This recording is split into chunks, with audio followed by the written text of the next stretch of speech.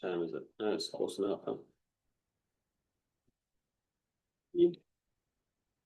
Anyway, I'll find it, Lauren, but we're missing some to that. To sign off on. Is it not working, Paul? I think it's working. Okay. Thank you.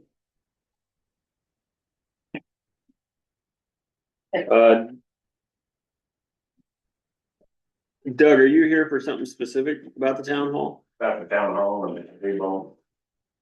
Okay. Yeah, I didn't, not on there. All right, we'll add you. How about that? Or do you want, we'll just let you do it under citizens' comments, so you can get out of here if you want. Yeah. We get out that. Okay. Where's Chelsea? Not coming.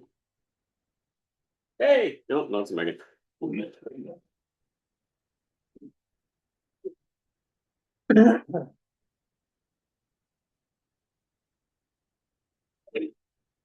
Okay. Yeah, he's sitting here. No, I pulled that chair off for you, Megan. Oh, it feels warm. I was just in it. Sorry. It's just prepping it. Jesse's not gonna be here, so. All right, so I'll, a couple minutes early, call to order the regular Braintree Select Board meeting for May 5th, 2025. 2026, sorry, I'm a year off. I don't think we need to mess with the agenda unless anybody has anything they want to add or take away. Nope. Okay. Minutes from the last meeting. Did anybody have any changes to the minutes? Or is everybody good? I do not have changes. Move to approve. I'll second. All those in favor? Aye. Hey, very quickly, we have come to citizens' Okay, comments. gazebo went in today. Oh, good. Looks good. I'll have to go by and check it out. The area in the front Paul Chelsea's is doing. kind of rough. Between the pavement and the gazebo. Still, we was wondering if you folks would spring for a load of topsoil. That we could spread around and put grass seed on, make it real nice and smooth and we wanted to get maybe a couple of yards of stone and make a pathway to it. The stone that you use, Lauren, to put down, that kind of stone maybe. So when you walk up to it, it's a path, you know.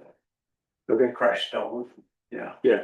So I get that, yeah, if we could get that from you folks, Well, I mean, it would all come out of the town hall fund, right? So how does that normally work? Do you just buy it and Jesse reimburses you? come out of the Friends of the Braintree Town Hall is about busted. Yeah, but I mean, we have a town hall fund. Yes, right. So my question is, normally when that happens, do you Yeah. just get it and then we reimburse you, or do we No, buy it for you? No, a town usually just, like if you were to paint the building. Yeah. you just pay for it. Okay, So, yeah, you can take it out of that fund there. Yeah, cause we're down to the last couple $100. how much, so can you get with Lauren about how much of everything you need? And we'll make Yeah. sure we get it down there somehow, whether they bring it to you or something like that. Does that work for you, Lauren? Yeah, what's a load of topsoil, now, 400 or 500 there, somewhere in there. Yeah, probably. Yeah. Gotta find it, bro. Yeah. Yeah, so if we can get that, that would be great. Okay. Town Hall Reserve Fund, I'm not sure what the balance is, but as of town meeting or as of June 30th last year, we have 42 and we have 40 in expenses that we're planning on. The exterior painting, the refinishing of the main floor, so we're tight too. Yeah. We're tight too, so it's gonna be touch and go, but. Yeah. it's fine. We haven't, the clapboard painting we've started. Oh, we The haven't main painted. floor, we don't have any, that's not on the agenda at the moment. Right, no, I understand that. Just So we saying have those some are- wiggle room. Right, Where you gonna do those, where's the painting gonna be done this year? Or don't know yet? I don't know, when is Paul coming to do, Lauren, do you know? I see they done their clapboard there, they done clapboards and stuff. We replaced those. Yeah, yeah. And I don't know what that bill was, so I don't know how that affects I it. thought we had Right. money in there to paint it though. I don't know if the clapboards are wrapped up in that painting estimate or I not. don't know. We'll track that down. And let us get a better idea of how much money we have and might have going forward, just to be sure. But if it's, you know, $500 or $600, I think we're all fine. Yeah, I wanna check in with Jesse real quick, just to make sure we have cash. yeah. That We works. had talked about the floor coming out of the town campus fund. Right? It's marked on here under town hall. Oh, really? Okay, maybe I missed one. I mean, I'm happy to move it, but at the moment it's under town hall. That would open up some Sure. money. Yeah. But let me get a true idea from Jesse so Okay. that, so we don't overdraw. Yeah, I don't think we will, but just to be sure. okay, And then I will reach out to you, or Lauren will. I'll stop by and say hi or send them up one day and let you know. okay, Does that work? sounds good, Okay. appreciate it. Yeah. That's it. Good to see ya. We try not to make it hard on you. Welcome home.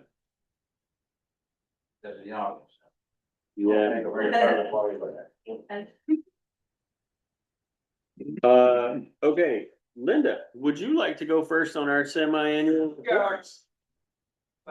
Oh, you have a citizens comment? Okay. Oh, really quick.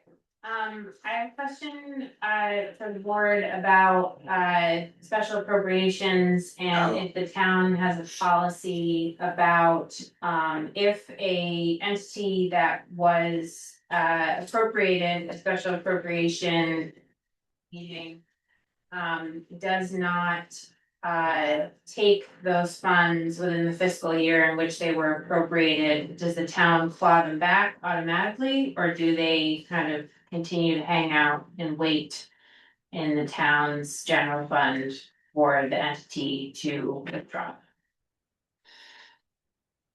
We've never encountered this before, so it's novel. And I don't think it's in the policy. No. And I don't think the appropriation vote was time limited. No, it wasn't. So it's open question.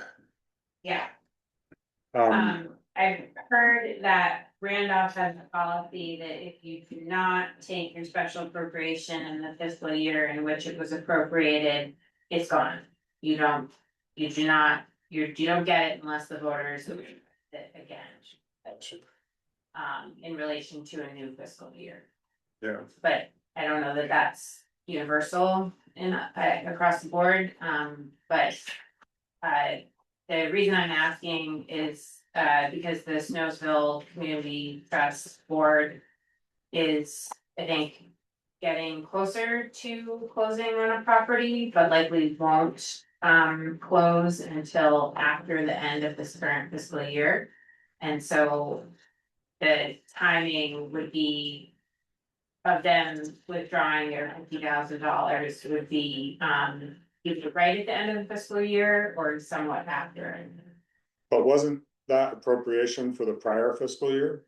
No, it's for the fiscal year we're in right now. Oh, voted on. till June 30th. Of this year. So there's a potential closing shortly after June 30th. Potentially, yeah, optimistically July, and I think that they're reluctant to withdraw the funds unless they have like a firm timeline. Yeah, I mean, that's what I was thinking when you raised the question. It's like, oh yeah, well, the Snowsville thing, not time limited by the voters.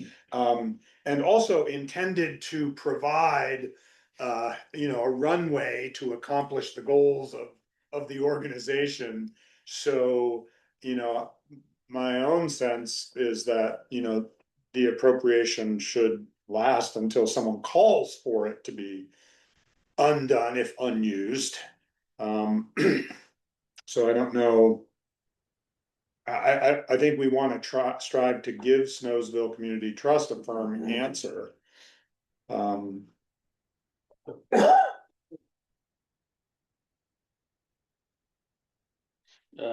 Okay. Well, I think this might be out of our hand. No, never mind. Forget something. Keep going. Keep talking. I'm reading. Are you reading law again? Well, I'm trying to figure out if the statutes require expiration or if we decide that.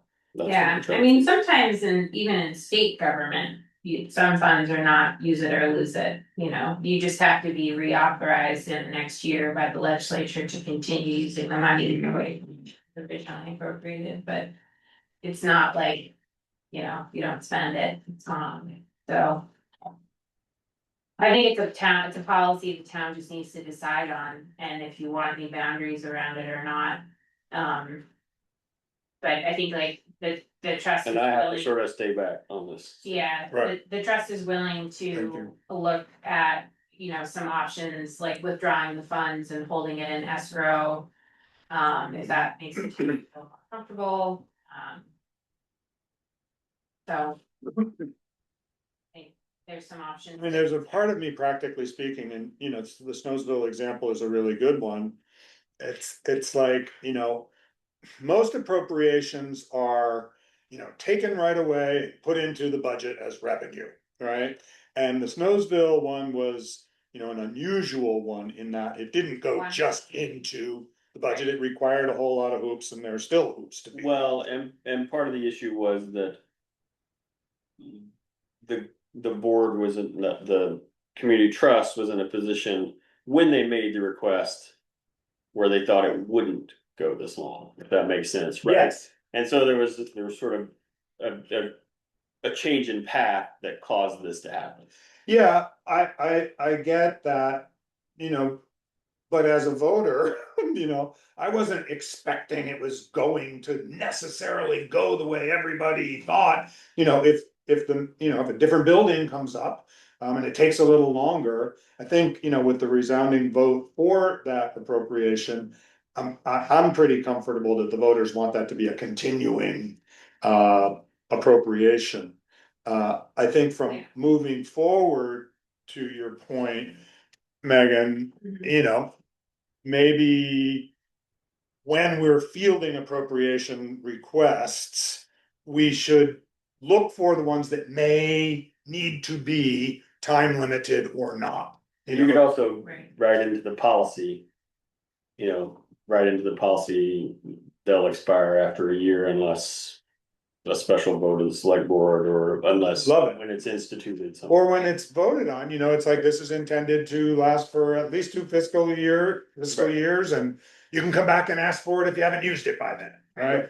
So, I mean, the time that I was on the board, we only ever had two one-time special appropriation requests Yeah. essentially. The rest of them are annual recurring. These entities write them into their operational budget. Right. You know, And they so expect to check. so they take And they it get it. and they use it, you know, but like. We have the historical society that asked for a pretty big chunk, that we took out of ARPA. To, put the roof on the historical society. And then, or the, meeting house. And then, this Snowsville. Yeah. So that was it, really. Those are. Yeah, just pretty specific one time.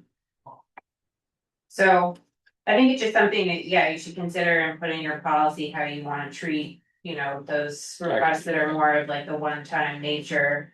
And then just if you could communicate that to me or to the board. Well, I guess full disclosure, I'm on the Snowsville board now, but. Then they can figure out, you know, what path they wanna take. so if it works for you, I'll look at the policy, find the little place where that sentence could go and shoot it to you. Yeah, I'll do it. You're good? Yeah, I don't mind doing it. All right. I like writing those sorts of things. Excuse me, Dan, Yeah, could you please try pressing your video button down the bottom left? We're not getting people's. why is it turned off?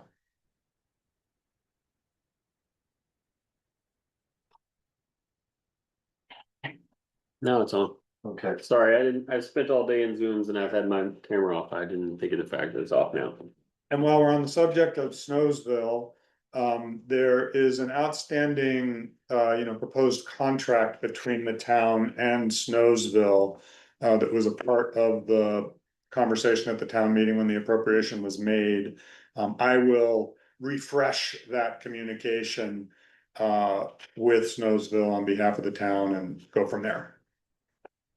Yeah, I don't think they've been ignoring it, it's just that they've been Yeah. waiting to see how different things are gonna. Yeah, no, totally, and that's what happened. It was like, when we know what we're doing, we'll be back in touch. Right. I think that's pretty set. Okay, so that's on you guys. I don't mind rewriting the policy separate from this matter, but you guys gotta decide on this portion without me. So hey, can we just keep Yeah. talking about, it so maybe we can resolve it? I mean. In my mind, the town building approved it, there was no limit stated. So I would think it would just extend it to its use. Ditto. So, yeah. I'd move that. You can't, if this meeting is not on the agenda. Oh, We'll add it to the okay, next, we'll okay. add it to the next. Yep, agenda. got it. But can I communicate that intent to the board, For that sure. it won't expire? Yeah. Okay, thank you so much, Yep. sorry for the delay. No, it's Linda, it's. I know, that's why I'm apologizing to Linda directly. Thank you, my, yeah, that wasn't necessary. My first part of the report is like a recap from last year, because it's a 6-month report, so actually it's probably 7 months, because I was late here. Anyway, over the past year, River Valley Ambulance has completed more than 1,500 calls within our service areas. These calls include emergency transports to hospitals, interfacility transfers, paramedic intercepts for neighboring agencies, blood draws conducted at the state police barracks, wait and return trips for patients admitted to Gifford who require imaging or procedures at our other facilities, and no transport responses. No transport calls account for approximately 1/3 of our total call volume. These include accidental medical alarms, lift assists, refusals of care, no patient found, deceased patients, fire standbys, police standbys, and other support responses. While these calls do not result in reimbursement, they are an essential part of our mission. They directly support community members, public safety partners, and neighboring EMS agencies, and reflect our commitment to being available whenever help is needed. Werver continues to operate as an American Heart Association training center. The past year, our training center has certified over 500 community members in life-saving CPR, AED, and first aid skills. These trainings include free and hosted courses for towns, Vermont State Police Dispatch, Gifford, White River Valley staff, River Valley Supervisory Union students and staff, RTCC students, National Guard, traveling providers, Dartmouth providers, local agencies, rec centers, and others. Right, and then, they participated in a new regional education partnership with District 8, which includes Werber, has joined District 6 and UVM Health Network work to enhance EMS education and training opportunities across our communities. That was pretty good that we could join on that. In addition, in 2025, Werber became a certified Vermont child passenger safety site with certified technicians who provide education, guidance, and child seat installation assistance to families in need. That's a recap from, and I think I had given you guys that write up when she had done that. This is so far this year, this is the first quarter, or administrative assistant is doing a report for us every quarter now, which is really nice. I'll give you a copy of this. White River Valley Ambulance has begun the year with strong momentum, continuing to provide reliable and responsive services to our communities. Our crews remain busy with both 911 emergency transports and interfacility transfers, ensuring patients receive timely and appropriate care. In addition to our operational responsibilities, River has remained actively engaged in community outreach and education. This quarter, we participated in a local Touch a Truck event, hosted the first of 3 free emergency prepared courses for the public, and welcomed both Boy Scout and Girl Scout troops to the station for tours and hands-on learning activities. These efforts help strengthen community relationships and promote public safety awareness. We're also proud to report the successful completion of 2 Vermont Emergency First Responder VFR courses, adding 6 new responders to the first response system within our coverage area. This continued investment in training enhances the overall emergency response capabilities for our region. Our American Heart Association Training Center continues to grow with the addition of 2 new instructors. This expansion allows us to increase access to both community level and provider level education, further supporting our mission of improving outcomes through training. Internally, River has maintained a strong focus on professional development through consistent monthly and staff-based training. These sessions allow our providers to refine their clinical strength, strengthen teamwork, and maintain a high standard of care. Financially, we remain in stable and well-managed position with a solid budget guiding our operations into the year. We're also pleased to welcome several new crew members to our organization. Their enthusiasm, dedication to learning, and commitment to service has already made them valuable additions to our team. River remains steadfast in our mission to serve the public whenever and however we are needed. We continue to collaborate with community partners to ensure we are maximizing available tools and resources to improve pre-hospital care in our rural environment. Thank you, folks, for your continued support. I'll give you a copy of that, and this is the first quarter. Okay, Thank you. any I- questions? So yeah, it could be misremembering, but it seems like last time you were here, there were vacancies on the board. How's that going? Well, did I tell you, we finally got a Randolph member, I don't know if you. Yeah, I know that was one of the ones you guys were searching Yeah, for forever. Yeah, of course, that's our biggest one. Right now, we finally got Granville straightened out. Trying to think, are we missing anybody now? Got Granville, we got Pittsfield, Bethel. I think we're back to good shape. Full strength. Yeah, Randolph was a big one with it. I mean, it was like, Steve Webster left and he was our treasurer. And then, we didn't have anybody for a long time and. Right, which is your major catchment area. Yeah, you know. definitely. And so many more calls there and yeah, so we're glad to have Jerry. Actually we had an April meeting, end of the last of April. We didn't have a quorum, so we didn't have a meeting. So we didn't have enough members. And actually, I was at my daughter's, but I went online, so we just didn't have enough people. So Good. they were off doing stuff, I guess. Sure, Yeah, forgot. I always find your reports and the work that the group does unbelievably impressive.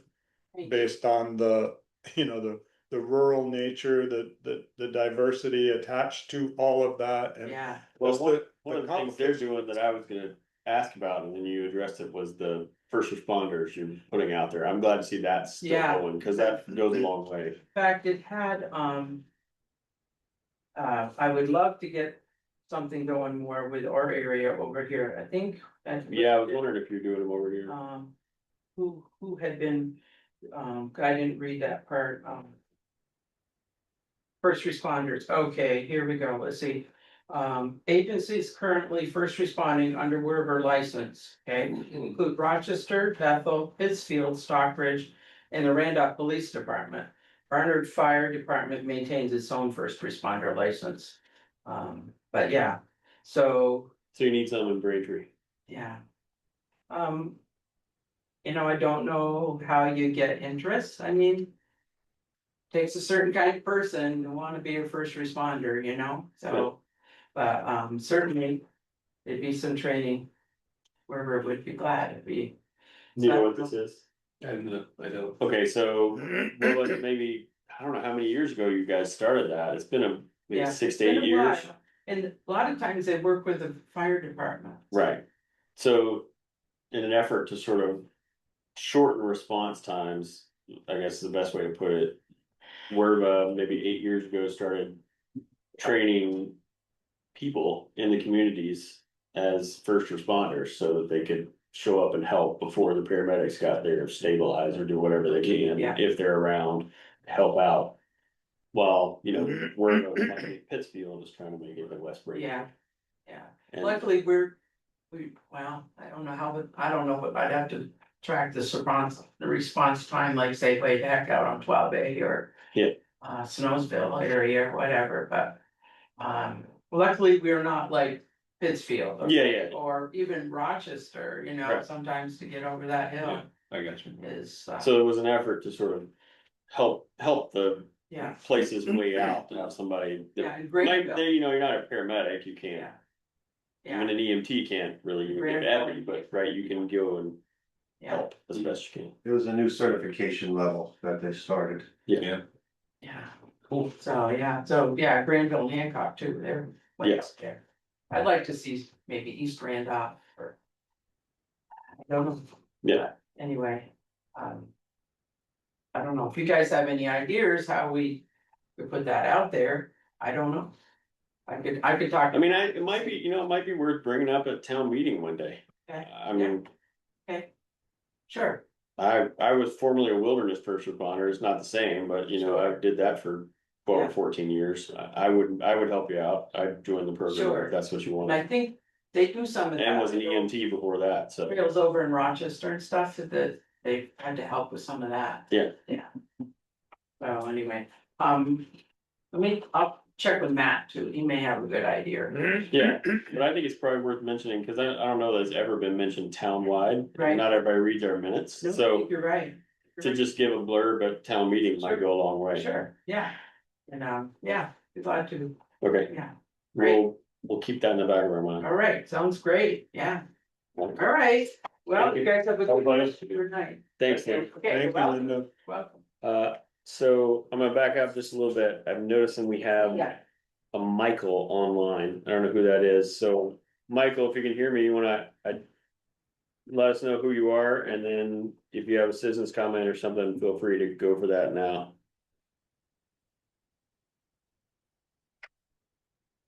He might have tuned in last time and. Yeah, didn't- same thing. Yeah. We didn't I get need to it. unmute your mic, Michael. We tried that a few times last meeting, didn't work. Okay, maybe it's a ghost. Thanks for the fact that Phil of the first responder, that's. Yeah, they started that. I don't know, Megan, do you remember when they started all that? It's been a long time. Yeah. Pre-COVID, but whatever the case, it's a cool thing. Okay. The semi-annual report from the zoning administrator, Grace wasn't able to be here, so she gave us a printout. Of the. Zoning activity, it doesn't look like there's much. Minor subdivision. A CO and then 3 permits for small buildings or additions to homes, so. If anybody wants to look, looks like she's had it pretty quiet. We haven't heard anything out of the DRB, so, Do we need to do anything with it or is it just a heads up? you know, it's just for us to know what's going on. Gotcha. One thing I noticed is that on the zoning administration website, we still have our old bylaws on the That needs to website. be updated. And the new one, Right, the new ones Sorry. are there, sorry, the new ones are there too. Yeah. The old ones are also there. right, Yeah, but I think we can get rid of the old ones. there you go. You mind doing that, Just Paul? finish my sentences. Just get rid of the old ones. Sorry, man, I didn't mean to jump in. If you're not gonna do it, Megan will. Right, we don't need them on there. Great. It doesn't matter if you wanna compare them, there's nothing you can do about it. Yeah, I mean, I just think it's confusing to people. I'm gonna add one thing for grant reports before we let Lauren work on his 5-page notebook. Just so. Just so everybody has a heads up, Jesse and I today were part of a Zoom with the Vermont Community Development people regarding an audit for the Orange County Parent-Child Center. So we had an hour-long Zoom with officials from the state about our portion of what's happening with the Orange County Parent-Child Center grant, which is the financial piece. So we stayed on to work through the financial piece. And then I had to hop off for one of 3 meetings I had going at the same time. And I think Jesse might have stayed on, but basically, we submitted all of our invoices and receipts for the requisitions that had come through us. Showed where the money came in, when the money came out, a bunch of bank statements, all this kind of stuff. We sort of, for lack of a better way to describe it, we passed with flying colors. The only outstanding items we have left from that are, they want a picture of our equal opportunity employment poster that we have out there, and one other thing, I'll have to read the email for it, but they're fairly minor. It's just sort of checking box things, but they do at least one of these. Hopefully this is our only one, and then it sounds like there will be one more audit after everything closes to make sure we end everything correctly. Was But this the single financial audit that we were anticipating happening because of the amount of funding? mm-mm. This is different? This is just a random check-in Okay, that they did for us. That one that you're talking about is the one yet to come. okay, great. So we got a notice, It's gonna cost money yes, that they need to give us. yeah, but we got a notice 30 days ago that said, by the way, you have 30 days and then we're coming, this is the information we need.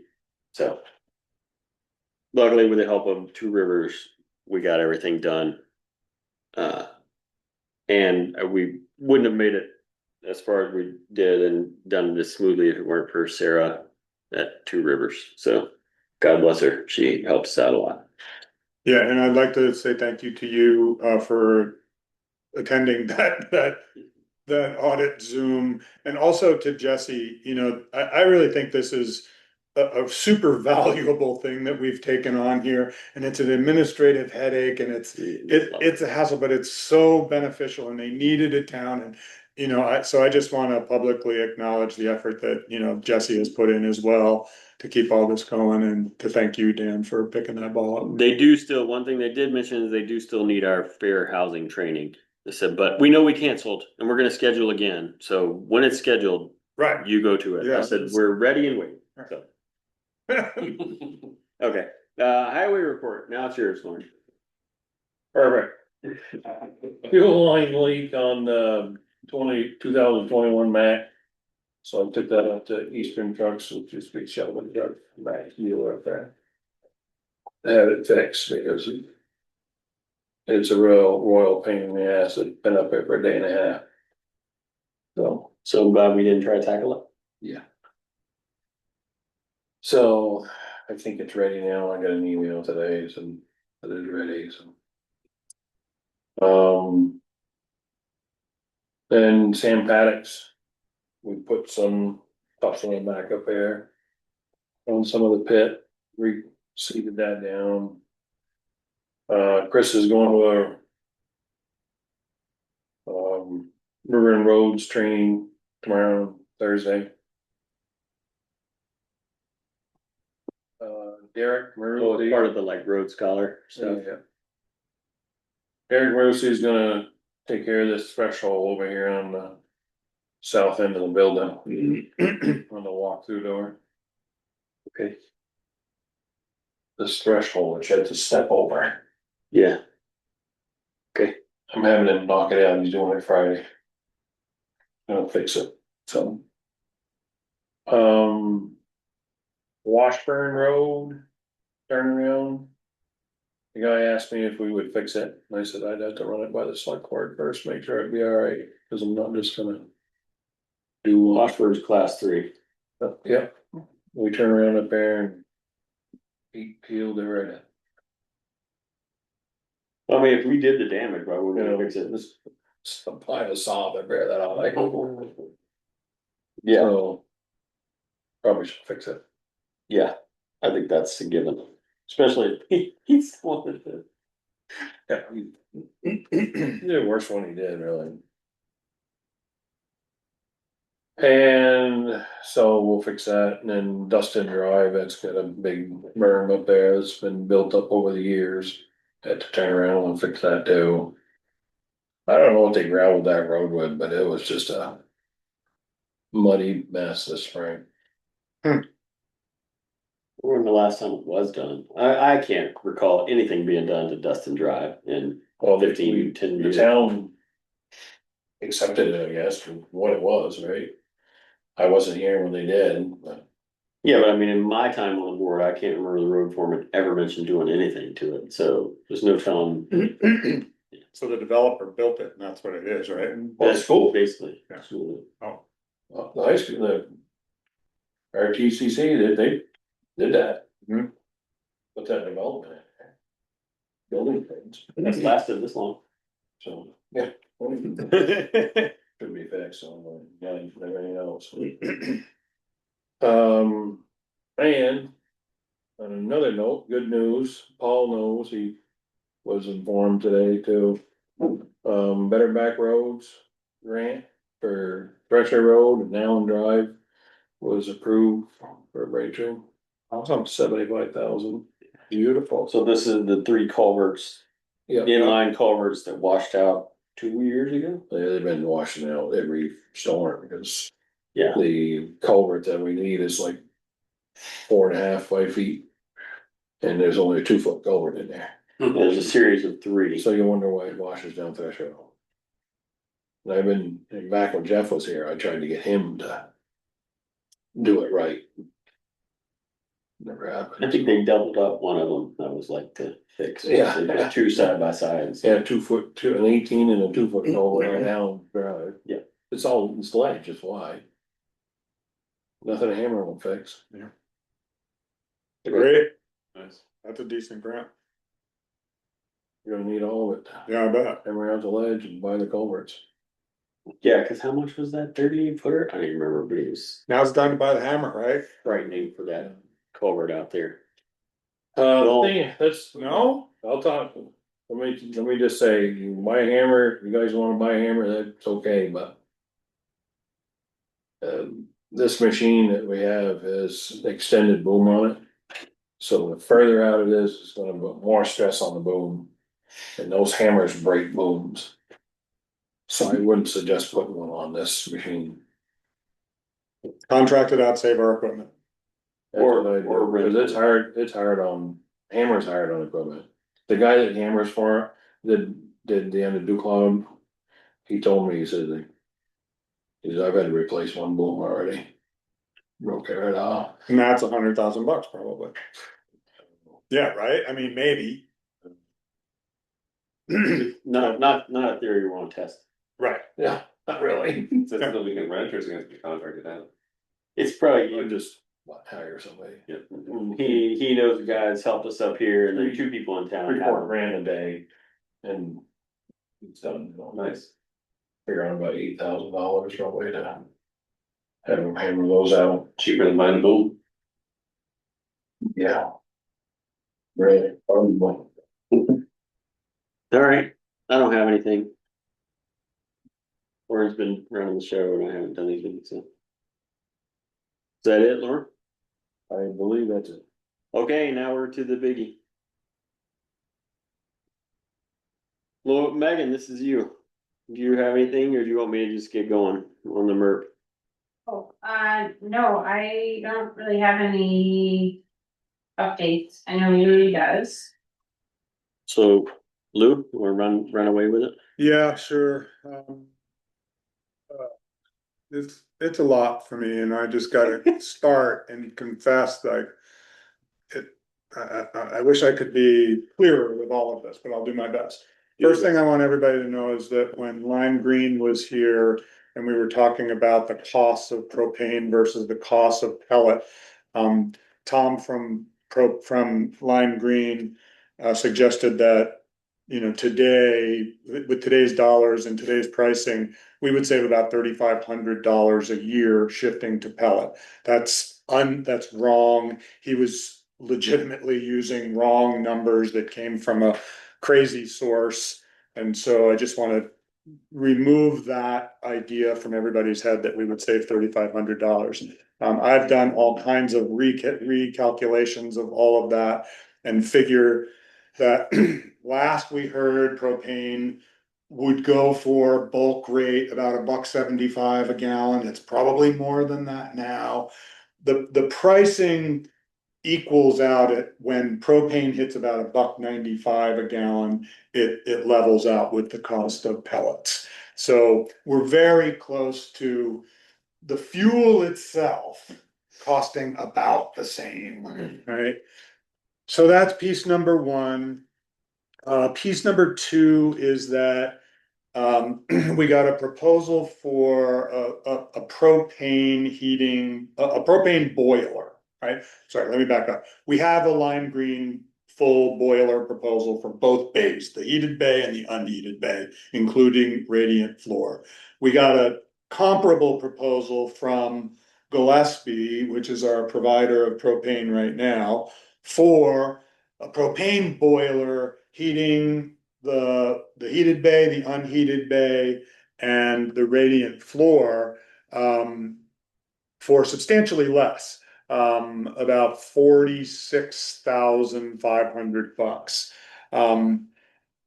When we asked Gillespie to propose a ventilation system, though, he came up with a proposal to install 3 energy recovery ventilators, each of about 500 CFMs. And the cost of doing that is like another $55,000. So the Gillespie proposal for heat and ventilation using 3 ERVs is $98,886. We have another rough estimate from a group called Climate Systems for an ERV, just the ventilation piece of it. And they're proposing 1 unit, which is 1,500 CFM, so about the same volume, right? But only 1 unit instead of 3 units. And they're telling us that that's going to be 18,500 plus electrical, right? So I don't know what you want to call that, 20, 25, but substantially less than what Gillespie is proposing. I went back to Gillespie and said, hey, we have a proposal for 1 unit that's going to do the whole thing that's 18.5-ish. You've got 3 units for 55,000.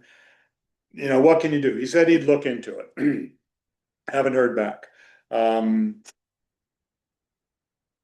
The other piece here is that we asked Lime Green for a ventilation proposal.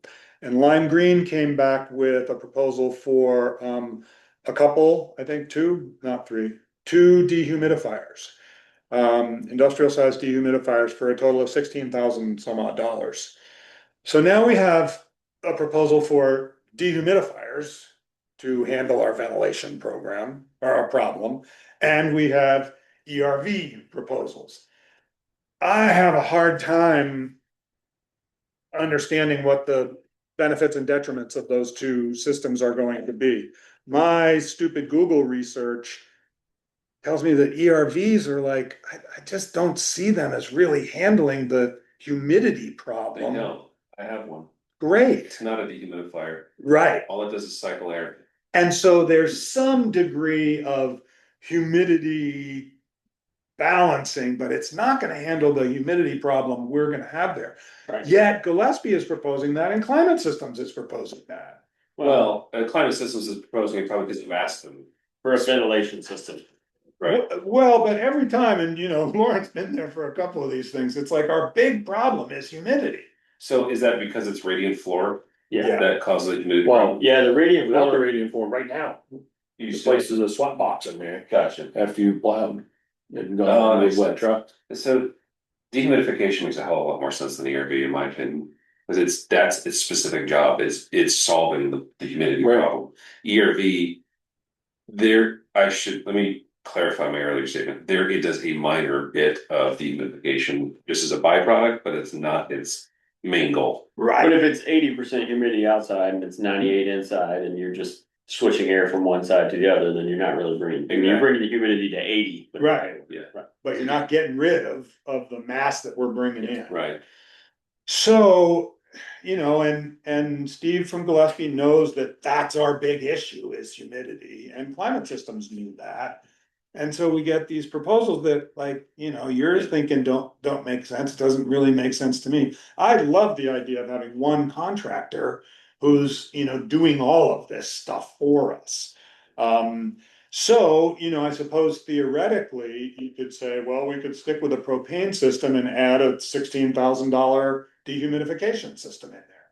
And so it's possible then that we could have propane heat at $46,000 plus the same dehumidifier scenario that Lime Green is proposing, not from Lime Green, which could, make our whole heating boiler system, what, 46 plus 16 is 62? 62, which makes it, maybe $60,000 less than the Lime Green proposal of pellet and. But not covered by a grant, Say again? but not covered by the grant. The propane system is not covered by the grant. Correct, right, and but neither is the Lime Green system. Portions of it, But. Yeah. I don't- It's how much out of pocket, like where the money's coming from, it's 100. So one thing to think about when you think about that is. We're spending, this is a poor way to put it, but we're spending free money. We as a town contributed $75,000 to that campus fund. From the general fund, okay, transferred it in. We spent, what, roughly 25, Megan, on the feasibility study? Yeah. Leaving 50 of general fund contributions from the town to the fund. Everything other than that is ARPA money. Which we didn't have anyway, and we didn't ask the taxpayers to give us. So I understand the out-of-pocket thing, but you're spending free money from a grant and free money from the federal government. So I feel less bad about. But we're spending that on the weatherization and insulation. You can Just spend. the ARPA, you're not. The ARPA or not. Oh, the ARPA money that we transferred into the town campus. Right. Yeah, the Right. balance of the town campus fund right now has no money in it because that's a reimbursement. Right, but- grant. But if that money stays in the town campus fund, we can use it for anything else for as long as we want. And that's where, to me, it's like, it's out of pocket. Yeah, I mean, do we wanna put in a brand new propane boiler, or do we wanna just? We're talking about money, then. Well, you're gonna put propane, you might as well just leave the two units together there and not worry about it. Cause they heat the building just fine. Right, well, but that's not a radiant floor, so that's my question, like, But. The The only radiant reason floor. doing a radiant floor is because it would be covered. Some of it would be covered with the. Grant. The boiler, a boiler is not necessary unless you do the radiant floor. right, So if we're talking money and we're worried about spending and overspending, then and we decide in that case, we're gonna stay with propane, then why bother with a boiler? Just We'll just cut replace the the damn floor floor, out and replace the floor. replace the floor, leave the propane in the heaters you have and call it good. so why not do that? And leave that Because- money in the town because- campus fund. Because we have a chance to Improve, and that. Yeah, we have a chance to improve. The weatherization of that building and this building. Right? And. I feel. It's not, if they re-insulate that building over there. We're not gonna use nowhere near the. Fuel and I think that it, is proposed. I think cannot it's- believe it. I think it's a chance, abiding the ethos of the state. I think it's a chance to move away from us depending on Exxon to bring us fuel every 2 weeks. Sure, and right now, as And- fuel prices soar, so do the profits of the fossil fuel industry. And It's so- like, it's crazy. But the other thing is, by doing that also, you're supporting a local company who's employing local people, who is building a new factory in Vermont to hire more local people and putting more money back into a state that desperately I mean, needs this Lime Green is actually gonna build a pellet plant.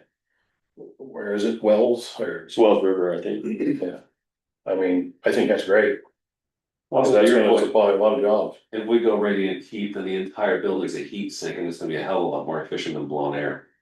So your existing one's blown air, right? Yeah. Right, Yeah. yeah, The floor's gonna hang on to the The wall. floor's gonna be a giant radiator. Yeah. Luke, sorry, can I ask a question? Sure. I think just backing up a few steps. And please correct me if I'm wrong, but I think the investigation that you undertook into the propane system wasn't necessarily to lead to a recommendation that we install a propane system. It was just to analyze the two different fuel source systems and their cost comparisons, right? Just to see how much more cost effective one might be over the other. Well, Just to yeah. say that was a piece of information that the board had, And then to be able to decide which one to go with. And I yeah. wasn't just getting information that was that didn't matter because a different decision had. Well, I'm not saying it didn't matter, I think it did matter, because I think that even understanding the cost effectiveness of a propane system versus the pellet system. Helps the board decide whether or not the pellet system is the right investment. Right, whether or not, so Right, well. I think that's No, but I would argue that the purpose of investigating the propane system, which I think is useful to understand the full picture of cost effectiveness. The end result wasn't necessarily to upgrade the propane system, it was just to understand the alternative. And that if we were taking advantage of this juncture of replacing the floor to upgrade to the radiant system. You know, what would be the cost effectiveness and the difference between the two fuels, but I would agree with Lauren that. If the view of the board is that the wood pellet system is not proving based on the, you know, the kind of tabletop like analytical exercise. To be cost effective enough that the board feels comfortable making that decision, then I think. The path forward is weatherize the buildings. Install whatever ventilation system is appropriate. Switch out the floor, cause that's a health and safety issue at this point. And there are other improvements, in the energy audits that were recently conducted via the MERP program that the board could look at to spend the balance of the MERP funding, if there is a balance, cause I will point out that if we, so let me see if I can get this right. If we do not exceed our MERP fund budget with the combination of projects that the town is contemplating or decides to move forward with, we will not be able to access the Efficiency Vermont incentives. So we have to kind of overspend our MERP funds, if you understand what I'm saying, in order to qualify for the $10,000 for this building and the $10,000 for that building. And then I think there's an additional 6,500. So that leaves the budget calculus if the pellet system goes away, and so we're spending that additional $20,000 where we wouldn't have. Or 26.5. 26.5, Yeah. right? So the entire MERP fund, I think, could be spent just solely on the weatherization, the ventilation. What was the other Can it be thing? spent on the ventilation, Yeah, I think so. even with the propane boiler? Yeah, because like you're tightening the building to the extent where I think it's a health and safety issue. Do you think I they we care can make- about, I think, It's a good idea. you think MERC cares about dehumidifier versus ventilation? I think whatever the town decides is the right path forward to make the interior space healthier for humans to be in, I think they would cover that because it's a but-for situation, I think. Megan, do you have a recollection of the call that you and I had with Emily? That she said, once you have some context around your ventilation solution, let me know that she might have a little more money for us. Yeah, there might be, but again, that's. Tied to the pellet. Tied, like you have to overspend your, you can't double dip. Yeah. So, Yeah. So I think I think the town could very easily spend the 137 on things that do not include a pellet system. But I think when Lauren first came to us over the winter and said the floor has to be replaced this summer, it's a health issue. That's when my wheels got turning about the radiant floor and about the possibility of using the MERP money to change out the whole heating system. And at the time, I didn't really anticipate that the price was gonna be as high as it is for all of these activities. And so I could fully understand why the board would not want to spend essentially the town campus fund on this project. In addition to the MERP money, but I also, from an ideological perspective and just like a long-term investment perspective, I would support the pellet system going in now and taking advantage of the floor switch out. Does the Gillespie quote include the radiant floor? Yes.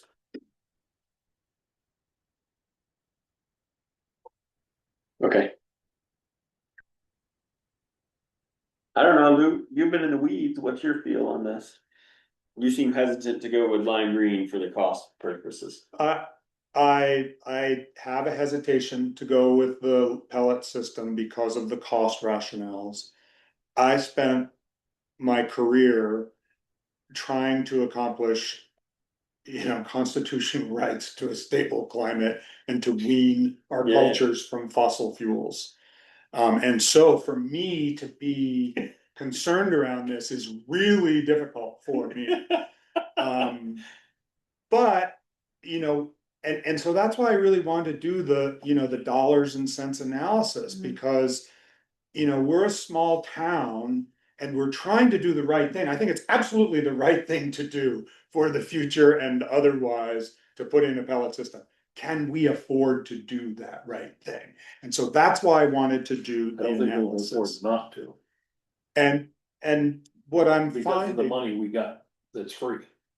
Yeah, and I just don't see it like that. I really do see it as what's coming out of our town campus fund, right? If we do propane, X will come out of our town campus fund. If we do pellet, Y. So let me ask this. Let's say we go with the propane option and we spend the $45,000 less from the campus fund, sorry. Yeah. I've been talking all day. What are we saving that for? I don't know, any number of things. The federal government is removing all kinds of assistance for states and local governments. So who knows what's coming down the pike? It's a rainy day fund. But before you get too far in trying to convince me otherwise. No, I'm not trying, I'm asking like, I'm, cause when I do that exercise, I think of the campus fund as after this, which is a major overhaul and a major project, fixer uppers around, right? So nothing this big again in the near term, probably for the next 5 to 7 years, let's say. Okay. The other purpose of the fund, in my mind, is to replace all of this, which is not something we will ever be able to save enough money for. So for me, the fund is kind of this limbo, and I understand it is a rainy day, but I mean, how much rainy day do we need? Because we can't fund it enough to come up with $3 million to overhaul everything. And so how much do we really need to keep after we've done this major work here to fix a few things off and on here and there? Yeah. I'll make a I agree with everything that you said there, and that's persuasive for sure. I'll make another argument, which is if we just look at Gillespie's proposal right now, which is almost $100,000 for their proposed ventilation system and their proposed heating system, we're at $31,000 different, right, between the two proposals. And actually not, because we're gonna lose 10,000, 10,000, and 26. So it gets quite close when you start really like crunching the numbers and evaluating the different efficiencies. And, so when we are as close, when you just look at that Gillespie proposal, that's close enough for me to want to do the right thing, to support the Vermont economy, to do the right thing for our climate, to support our young people in this community into the future, to hopefully stabilize our fuel costs, to wean ourselves, Braintree, from the fossil fuel infrastructure that is making profits galore. So, when it's close, as I can make an argument that it's close, and then I want to spend that little bit of extra money. But I wanted everyone to understand that there is a really cheap way out that doesn't give us a whole lot of the benefits that we're trying to achieve, but it does get us a radiant floor and, some of the other issues. Paper floor, Mhm. say nothing about, And that's totally separate. Yeah, well, you get that regardless. You get that regardless That's of what, this that's heat. what this is all, a lot of it, that floor is about, is. The heated floor is I better. mean, we use For sure. we use a Well, we can sweeping get it over over there, sprinkle it on the floor, and then dirt is so damn thick in those holes, you sweep that off and you're right back into the dust. And that the floor is separate from this whole conversation, right? The floor is happening. It is, yeah, the Oh, yeah. floor is gonna happen, Okay. yeah. Yeah, and then we could not radiant heat the floor. Right. How much, But it would be a crime not to do it. Right, for sure. how much money do you remember off the top of your head, cause I don't have your spreadsheets, how much money is left? If we go whole hog on this in the campus fund? Does anybody have that? Yeah. I can try to find it on my phone, but that's good. I can pull it up, hold on one second. Sorry, I don't want to belabor this, I'm just. So, I'm just orienting to. Scenario 2, right? Isn't that the one we're talking about? There it is. I don't know if I've updated that with the ventilation, but, So no, because here's the 118 that you were just looking at on that right, lime green quote, Plus 15, right, plus 16, right? okay, so so we would, so the 135. yeah, well, no, it would be. Well, 130. It would be more, it would be, what's the balance of the town canvas fund? No, we're talking about the cost to lime green is what Oh, Dan was sorry, just. looking at. okay, The fund has what, 266? All scenarios, you're talking 100. Here you go. 1,000. Here they are.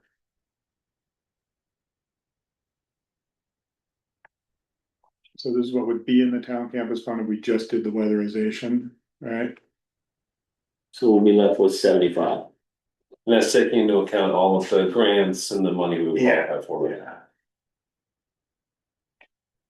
If we just keep the propane system in place.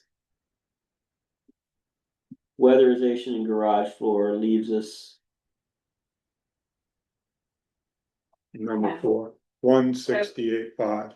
but I think Right. ballpark, if you went with scenario 2 as it's been modified with the dehumidifiers. I think you have a balance in your town campus fund of around $50,000. yeah, cause you're gonna have overages and.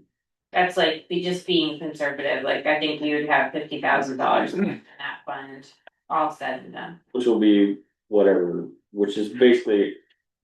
The remainder of everything the town contributed from the general fund is all that's left, Is still, Minus 20, well, we did pay for the feasibility study. feasibility study, so yeah. and if you factored in a little bit of potential additional efficiency Vermont money for the ventilation, No, there's no way, we don't know. what- we don't know that yet, We right? don't know. But I'm just saying. Right, so I'm being conservative Right. and saying that we spend a little bit more than Yeah. we're planning. And that the balance of the fund is 50 grand Yeah. by the time everything's done. Lauren, you work there every day, what do you want? I think we ought to just go with what our plan was, we made a plan here, what, a month and a half ago, what we were gonna go for. Now it's all changed. We were gonna, Well, it hasn't changed. What happened there, Lauren, is I was all down with it. Remember, I'm the guy who said it's the whole enchilada, let's go for it, right? And then I realized, well, we haven't really compared alternative costs. We've just said, for the whole enchilada, let's go for it, it's great. And I felt a responsibility to figure out what could it cost for a different approach to it. It doesn't mean, that's all I wanted us to have the benefit of. I have a quick question with the scope of work. It's independent of the heat source. There's a couple of items on that scope of work that I don't understand. What are bathroom aerators? What are bathroom aerators? It's on the attachment A that also is the scope of work the entire project. New bathroom. Oh, is that BGS's scope board? Yeah. Yeah, so that's everything that the energy auditors prescribed after they did their audit. And then buildings and general services use that list to develop the scope of work for our grant agreement. But BGS will modify that to accommodate whatever you all decide. But what, I don't know. Oh, what are they? What are they, like, physically, what are they? Just They're vent the fans? fans that you turn on in a kitchen or a bathroom to ventilate space. Just vent fans. Yeah. that's not an aerator, but okay. Thing on the end of the faucet. Okay, and why are we installing EV chargers? We're not. It's in the scope of work. Yeah, I know. I put it there. I was hopeful. Okay, so that's stricken from the scope of work? It would not be included. Yeah. I was really hoping that Braintree would have the first electric snow plow in the entire freaking country, but no. They will not. Okay, I heard, Worked I out heard either Casellas way, so bought I don't think 2 we- electric trash trucks. And when they headed up Bendon Mountain, by the time they got to the top, they didn't have any electricity. Okay. Okay, those are my 2 questions. Thank you. I think the persuasive point is, to me, of what your most recent breakdown. If we, because none of Gillespie's work is covered under MERP. My understanding is if Lime Green does it, some of the radiant floor gets covered under MERP, Yeah, correct? we would make our budget so that a portion of that gets covered. But if Gillespie The put it, DBT will give us all that. but if Gillespie doesn't, then we're paying for the radiant floor outside of that. There, so all of Town Gillespie's campus. quote, we can't defer any of Gillespie's quote by MERP. Correct. And if doing that costs us an additional 26,000. If the canvas fund is left with 72,000 versus 50,000. I mean, over the course of a $3 million project, that's so marginal that, I mean, you're talking about 0.01% or less. I think for me, the benefits of the greener option, assuming it works the way everybody tells us it will. Which isn't big if, Yeah, newer technology, granted it's being implemented and deployed in a lot of places. Yeah. But it's still not a propane boiler. yeah, I mean, it's not 70-year-old technology. Yeah, I think we all just need to be prepared for the fact that there could be some hiccups, and we have to work. Well, I ain't saying get rid of propane heaters in there, Neither is Lime Green. backup heat. Yeah. Yeah, oh, right. Okay, yeah, I see what you're saying, for sure. And if something happens to the boiler, Yes, they're gonna need heating and we're gonna freeze up. yeah, Cause they're not gonna get here. Understanding how this changes what's covered under MERP, I think the cost difference is more marginal. Agreed. I think Agreed. that's the kicker. Right, and so it looks like it's like a 20,000-ish difference for all the benefits of the pellet system And for, and doing the right thing. being a good citizen, is it worth 20 grand? Yeah, I love the If it fact that- produces a factory down here, like the guy says, and we create 15 jobs and the place is starved for jobs, God bless us, let's do it. Well, let's not forget Megan's point that 72 cents of every dollar of pellet related stuff stays in the Vermont economy, 22 cents of every dollar of the fossil fuel stays in Vermont, so. Yeah. You know, there You're are a talking lot about- of good reasons. Yeah. For 20 some odd $1,000 difference. We'll get ROI on that pretty quickly, given how much money is spent on propane and pellet. For sure, and all the uncertain things that we're projecting into the future, we think this alternative is going to serve us better than a propane pump. I feel that we shouldn't be putting this off anymore neither, because, Yeah, no, we need to get on you this. know, the years moving along, Yeah, there's quite a bit of lead time on some of this equipment, right? yeah. 10 weeks, Coming from Europe. 10 weeks, he said. Okay, so can I make a motion that we continue with the original plan we had with the scenario number 2 under Megan's spreadsheet of weatherization and work? With, I think, the scope of work that you sent us, correct? I have to look at what BGS sent one more time, but they're willing to amend the scope of work based on what we wanna do. Marty from BGS just checked in with me again yesterday, asking what was going on there. The other thing, I can't remember if Lou, you were looped in on these emails, but they also mentioned that they're coming out with a revised guidance, regarding like what it means to meet the obligations of spending all your money by year end. He hinted at the fact that if we had entered into contracts with entities, that could get Count us as spending. through. And so I asked when they were gonna be releasing that guidance and they didn't respond, so I can check with him again. The next time we communicate, but it seemed like they were running into issues with more than a few towns with spending the money by the end of the year, so that could give us some wiggle room too. As long as you're contracted for it by the end of the year, maybe. that's Maybe, they haven't released guidance yet, but. We want it all done by. It's an accounting. We do, no, but I think the goal should still be to get it Yeah, done yeah. before the beginning of the heating season, so I think the next, like. Well, I'll let you all finish your conversation, So then we should talk about next steps. I'll make a motion to move forward with the lime green, The full line green with the dehumidifier. yes. Adding the dehumidifier, who are the other people we're working with? BGS and who else, Megan? That's it. You already signed your contract with ACH, so. Okay. For those two providers for the pellet stove, the radiant floor, the dehumidification system, and the weatherization of the town hall. Second, All those in favor? Alright, all right. Okay. Thanks, everybody. I think Chelsea said yes. Doing okay? Totally. Alright. I'm just making sure. Thanks for doing all that. like y'all did. Yeah, thank you, Lou, that That was was a ton of math. really helpful. It's not helpful, but what are you talking about? No, but we have to understand it. You- We have to, and we need to justification.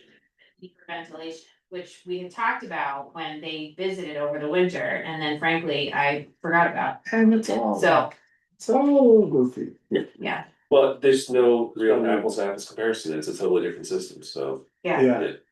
Yeah, So a couple things, so you have a contract with ACH already, they're gonna do the weatherization, but we need to work on a contract with Lime Green and then a contract with Steve to do the floor. Yeah. And then we need to get all of these people in a room or on Zoom and Yes. talk about order of operations, because this is a short timeline, there's a lot of crap that has to happen in Yeah. a short period of time. So ACH is already standing by, ready to have that conversation, you've signed a contract with them. But then it would be great if either, I don't know if Lauren and Lou, you wanna continue to work on this, we could all meet with them to hammer that out. I think Lauren should definitely be there. yeah, I think Lauren has to be there, Yeah. because it's coordinated not only among those contractors, but with everything that we've got going on here. Right. So, and I would really love it if people could come here for that. Yeah, I think it should, if we could have people here. Yeah. Like have boots on the ground, I think that would be really great, so I'll coordinate with as many of you as I can to set that up. And I think I have Steve's contact info from when he sent the quote several months ago, so I can reach back out to him. And, I'm assuming that quote hasn't changed, it may have. Yeah, That was like pre-war. costs have gone up. We have to put it up the bids if we get something cheaper. Yeah, we could talk about that. I'll reach back out to him first. Yeah. And then I'll reach back out to Tom and see if we got a contract rolling. I'll send a draft to you, Lou, to look at Great, before our next meeting. Okay, thank you. the other piece is the amended MERP grant agreement and updated scope of work. Yeah, let's wait on that. Okay, I'm gonna loop back with Marty and let him know what you guys decided, and then just make sure everything's good. And then maybe you can vote on an amended grant next meeting. yeah, Paul, can you put that on for the next, thank you.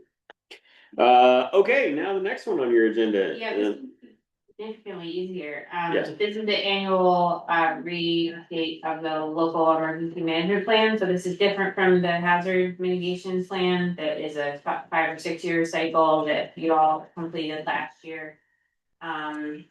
But this is just, it's essentially an informational document. It's just so that if there is a emergency, all of the contact information for the stakeholders and the key players that could help are in one easy to access document. So that's pretty much what this is. I've updated it to reflect the changes and things regarding who's on board. And I think did you guys reappoint me as emergency management? Yes, We did, lucky you. you weren't at that meeting. So, no, it wasn't, but I volunteered. Okay, that's pretty much what this is. I've run it through Sid Pollock, who's our regional EMD rep with the state, and he's good with it. So as long as you all vote to authorize it, then it'll be on the books and yeah, that's it. But that's not the one place? Nope. Okay, so I'll make a motion to approve the local emergency management plan. Second. All those in favor? Alright. Thanks, Megan, that's a lot of coordination.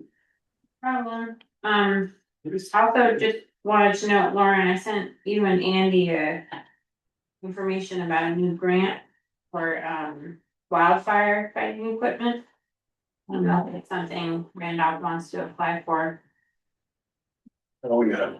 I don't know, I'll talk to Wendy, but Yeah, we just bought a bunch of Oh, this is some herb stuff stuff. anyway. yeah, Okay, sorry. They've done that, that's our. okay, yeah. Is there anything else I'm on the agenda for? Oh, that's it, that's the end of our agenda. Let's sign in. Lauren, it's your job. Approve payment orders. Second. All those in favor? Alright, Aye. Lou, now it's your job. yep, move to approve payroll warrant dated May 7, 2026 for the period April 19, 2026 to May 2nd, 2026. Second. Bye, guys. Colin's taking on the Charlie role, he's the first guy Thanks to. for stopping. Thank you. Colin is our new Charlie, he's the first one to step in. Was that a joke? Someone like, Grant. I know. Actually, most of the ones are paid for. Oh, really? This year, actually, people stepped up and paid for them. Oh, good. Yeah, we will. Colin seconded, I don't know that we voted. All those in favor of approving payroll warrants? Aye. Aye. Okay. So Paul, we're gonna do an executive session here. Okay. You are released. What do you need from me, when we came out of executive session and if we did anything? Yes. Okay. And then what time the meeting adjourned? I will email all that to you. Thank you. And then do we need to stop the record? I will, yeah, after we move to go into executive session. So I'll make a motion to enter into an executive session to discuss a personnel matter. Second. All those in favor? Aye. Aye. Okay. Chelsea, what do you wanna do? Oh, I'll just stop the recording. And I'll see if I can boot people off. I think Michael might be Mike Gatus. That's what I think. That's exactly what I thought too. What do you want, you know? He's just sitting and listening. Lingering. Did you stop the recording? No. How do I stop it?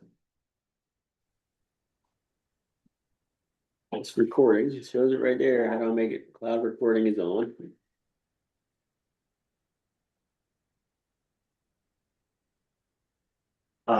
If you highlight that recording thing and then right click it. I think it allows you to pause the recording. No.